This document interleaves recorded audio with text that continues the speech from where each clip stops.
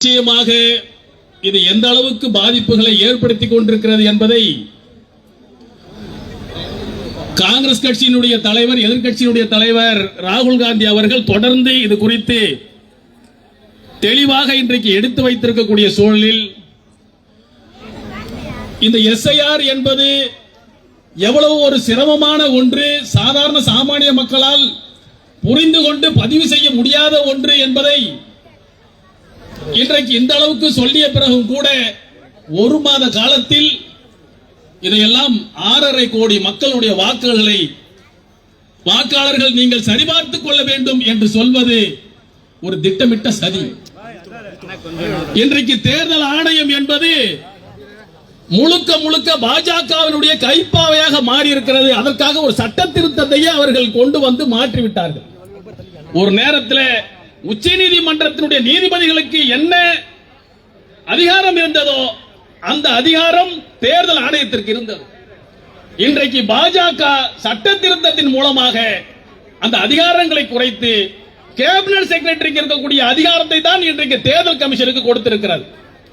அது மட்டுமல்ல, 2023 மார்ச் மாதத்தில் திருத்தப்பட்ட சட்டத்தில் இந்த தேர்தல் கமிஷன் செய்யக்கூடிய எந்த வேலைகளையும், இன்று செய்யக்கூடிய திருட்டு தளங்கள் எதைக்கும் அவருடைய பதவி காலத்துக்கு பிறகு அவர்கள் மீது எந்த நடவடிக்கையும் எந்த நீதிமன்றத்திலும் எடுக்க முடியாது என்கின்ற சட்டத்தையும் நிறைவேற்றிருக்கிறார்கள்.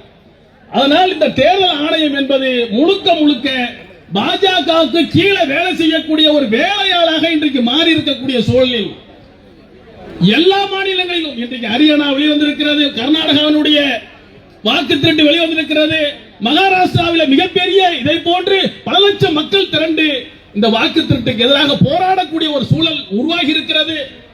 ஆக இன்றைக்கு நாடு இந்த வாக்கு திருட்டின் மூலமாக கபலீகரம் செய்வதற்காக பாஜக தொடர்ந்து திட்டமிட்டுக் கொண்டிருக்கிறது. இதற்கு எதிராக தொடர்ந்து போராட வேண்டிய இருக்கிறோம். நீதிமன்றத்திலும் தமிழ்நாடு முதலமைச்சர் அவர்களும் சரி, மனிதநேய மக்கள் கட்சி உள்ளிட்ட கட்சிகள் இன்றைக்கு வழக்கு தொடுத்திருக்கிறோம். இன்றைக்கு அந்த வழக்கு வருகிறது. அதனுடைய தீர்ப்பையும் பார்ப்போம். நீதிமன்றம் என்ன சொல்கிறது பார்ப்போம்.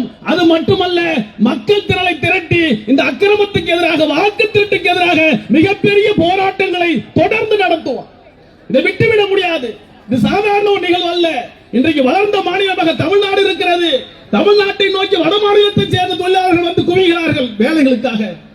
இந்த சட்டம் இது நடைமுறைப்படுத்தப்படுமையானால், எஸ்ஐஆர் நடைமுறைப்படுத்தப்படுமையானால், வாக்கு திருட்டின் மூலமாக இவர்கள் உள்ளே வந்து விடுவார்கள். நாம் பல மாநிலங்களுக்கு வேலை தேடி செல்லக்கூடிய ஒரு அவலம் தமிழ்நாட்டுக்கு நிகழ்ந்துவிடக்கூடிய மிகப்பெரிய ஆபத்து இருக்கிறது. சமூக நீதிக்கு ஆபத்து இருக்கிறது. நம்முடைய இடஒதுக்கீடு கொள்கைக்கு ஆபத்து இருக்கிறது. இந்தியை திணித்து தமிழை அழிக்கக்கூடிய ஆபத்து இருக்கிறது. தமிழ்நாடு என்கின்ற வளர்ந்த மாநிலம், கல்வியில் உயர்ந்திருக்கிறோமே, அந்த கல்விக்கு ஆபத்து இருக்கிறது. நம்முடைய வளர்ச்சி அனைத்தையும் இன்றைக்கு ஒட்டுமொத்தமாக சூறையாடுவதற்காக இன்றைக்கு வடபுலத்தில் இருந்து இந்த பாஜக என்கின்ற பாசிச அமைப்பு இன்றைக்கு வாக்கு திருட்டின் மூலமாக, எஸ்ஐஆர் மூலமாக உள்ளே நுழைவதற்கு திட்டமிடுகிறார்கள்.